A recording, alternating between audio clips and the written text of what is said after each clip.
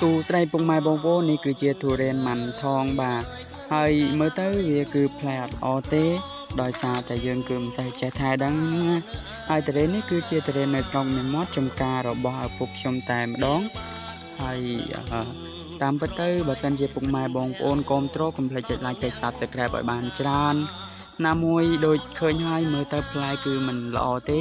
ហើយទូរស័ព្ទនេះក៏ថតមិនសូវច្បាស់នោះដែរបើដូចថា admin ហ្នឹងក៏មិនជាអ្នកជំនាញក្នុងការថែដំណាំអីដែរគ្រាន់តែឲ្យតែវាកាត់ផ្លែល្អមិនល្អក៏ទុកដែរពុកម៉ែបងប្អូនហើយចំពោះផ្លែហ្នឹងដូចឃើញចឹងឡើងតូចអាម៉េចក៏មានដែរហើយមើលអត់សូវច្បាស់ទៀតឥឡូវចាំមើល admin ឲ្យមើលឲ្យច្បាស់នេះពុកម៉ែបងប្អូនវា